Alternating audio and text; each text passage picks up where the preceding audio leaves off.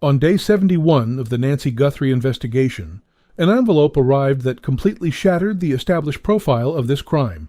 It was a second note. The first note, as you may remember, contained just two brutally cold words, "She's dead," but this new communication was entirely different. It didn't demand millions in Bitcoin, and it didn't make violent threats. It was an apology. The person who took Nancy Guthrie reportedly wrote that she had gone to be with God. They explicitly claimed that they did not know about her heart condition, and they had no idea she relied on a pacemaker. But here is the chilling question the FBI is actively asking right now. Is this a genuine confession of a crime gone horribly wrong, or is a calculating predator using a dying woman's faith to cover their tracks? Before we dive deep into the forensic psychology of this new evidence, I need to hear from you. Do you believe this apology is real, or do you think someone is sadistically playing the family? Drop your answer in the comments and tell me where you're watching from, because I read every single one. To fully understand why this second note is so incredibly significant, we have to look back at the sheer terror of the first one, when Nancy Guthrie disappeared from her home in Tucson, Arizona, 71 days ago. The first actual sign that something truly dark had happened came in the form of a handwritten note. It was short, it was cold, and it definitively stated she was dead.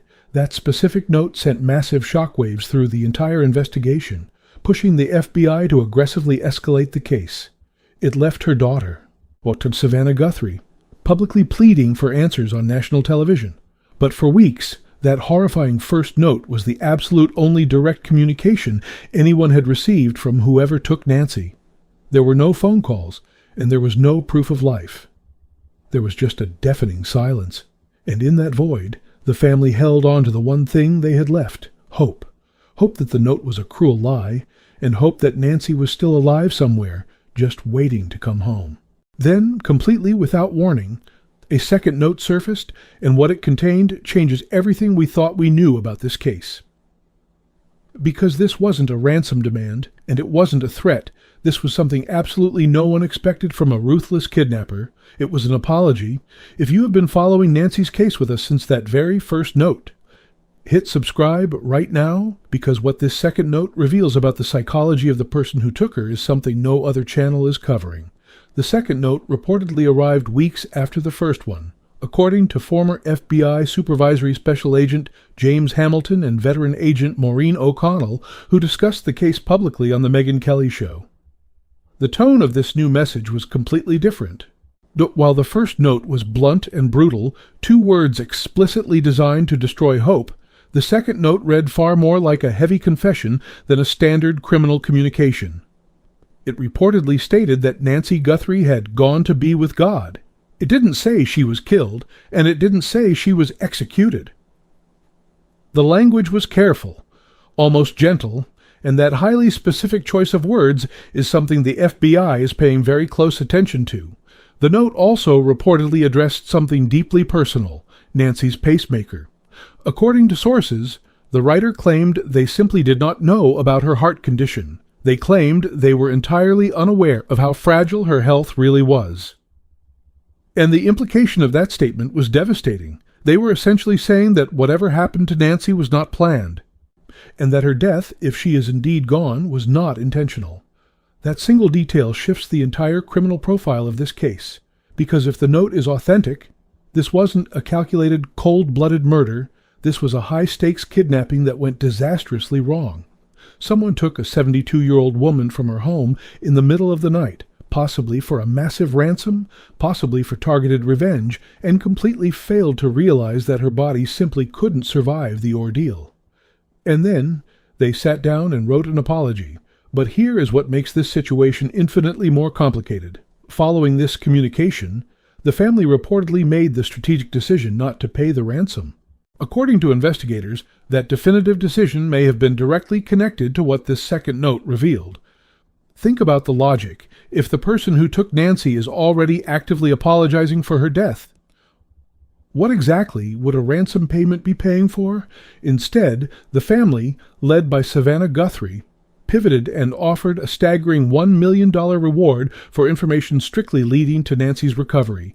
$1 million. That massive figure tells you everything about where the family's head is right now. They are not waiting passively for the FBI, and they are not waiting for the local sheriff. They are putting their own money on the line because 71 days is simply too long to wait for answers. And yet, not everyone in the law enforcement community believes this note is what it appears to be. If that detail about the pacemaker just hits you hard, subscribe now, because there is one more thing about this note that even the FBI didn't anticipate. And please leave a like. It helps push Nancy's story in the algorithm to reach the exact people who might need to hear it. Former FBI agent James Hamilton raised a highly critical point when analyzing the contents of the second note. He correctly pointed out that every single detail mentioned in the text, the pacemaker, the heart condition, and even the floodlight outside her house, is completely publicly available information. Every single one of those specific details has been endlessly discussed on national news broadcasts, heavily featured in newspaper articles, and debated across social media. That means anyone, literally anyone with an internet connection, just could have written that note. A scammer sitting in another state, an opportunist watching the tragic news coverage and deciding to sadistically manipulate a grieving family. It could be someone who never met Nancy Guthrie, never stepped foot in the state of Arizona, and never had anything to do with her initial disappearance. This is exactly where the case gets incredibly disturbing. If that note is fake, then an individual deliberately used the words, "gone to be with God," to manipulate a 72-year-old woman's family into believing she was dead. They weaponized her personal faith. They weaponized her private medical history. And they used it strictly to cause maximum emotional damage. That isn't just mail fraud. That is targeted psychological warfare against a family in the middle of a crisis. But there is another compelling possibility that some seasoned investigators are quietly considering behind closed doors. What if the note is totally real, but the apology isn't sincere at all? What if it was written not out of a heavy conscience, but as a calculated strategic move? Think about the criminal logistics. If you kidnap someone and they tragically die in your custody, you have a massive operational problem. A ransom negotiation only works if the hostage is alive. Once they are gone, your leverage completely disappears. So, what do? You rapidly change the narrative. You shift your identity from a ruthless kidnapper to someone who just made a tragic mistake. You write an apology. You invoke God. You specifically mention the pacemaker, and suddenly, you're not a murderer. You're just someone who didn't know. That framing could be entirely deliberate, and the FBI knows it. There is also a fascinating third theory actively circulating among independent investigators and former law enforcement officials. Some firmly believe there may be more than one person involved in sending these notes. The first note, cold, direct, and highly threatening, could have come from one specific individual. The second note, emotional, apologetic, and heavily religious, could have come from someone else entirely. It could be from an accomplice who felt overwhelming guilt, someone who wanted out of the nightmare. If that is the case, it means this was absolutely not a solo operation. It means multiple people were intimately involved in Nancy's disappearance, and at least one of them currently has a conscience. That specific possibility is what makes this case so incredibly unpredictable right now, because a guilty conscience is exactly the kind of thing that ultimately leads to a panicked phone call. A massive tip or a full confession. Make sure you're subscribed and hit the bell icon. This case is moving every single day, and the very next update could change everything we know right now. The FBI has multiple distinct threads to pull. The first note, the second note, the complex handwriting analysis, the specific paper used, the ink, and the postmark. Every microscopic physical detail of those notes could lead them somewhere, and according to sources close to the active investigation, the intense forensic analysis of the second note is still ongoing. But there is something else that happened this week that adds yet another massive layer to this case. The family has now publicly offered $1 million for information. $1 million. That is not just a symbolic gesture of grief, that is a highly strategic move. It is specifically designed to do exactly what law enforcement hasn't been able to do in 71 days. Get someone to talk. Because right now, investigators firmly believe the answers are out there. Someone knows something, someone saw something, and $1 million just might be enough to make that person finally pick up the phone. At the exact same time, the intense competition for media coverage of this case is skyrocketing. JLR Investigates, a true crime channel with over 500,000 subscribers, just posted a massive live stream diving into the Mexico border connection that pulled in 43,000 views. Other channels are relentlessly covering the DNA angle, the ongoing sheriff controversy, and the increasingly competing narratives between the family and local law enforcement.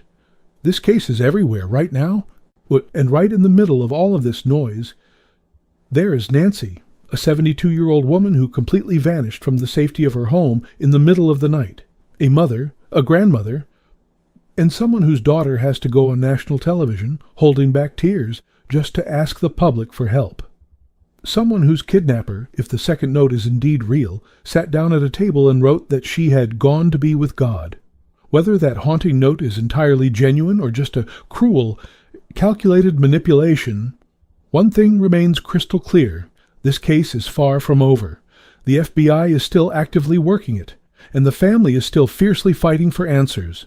And somewhere out there, someone knows exactly what happened inside that house on the night Nancy disappeared. The only question left is whether they will willingly come forward, or whether it will take something much darker to drag the truth to the surface. That is exactly where this case stands on day 71. A second note, an apology, 5 words that could mean absolutely everything. Or nothing at all. She's gone to be with God. If you think you know what really happened here, drop it in the comments right now. I read every single one. And if you haven't subscribed yet, now is the time to do it, because the next major update on this case could break any day. I'll see you in the next one.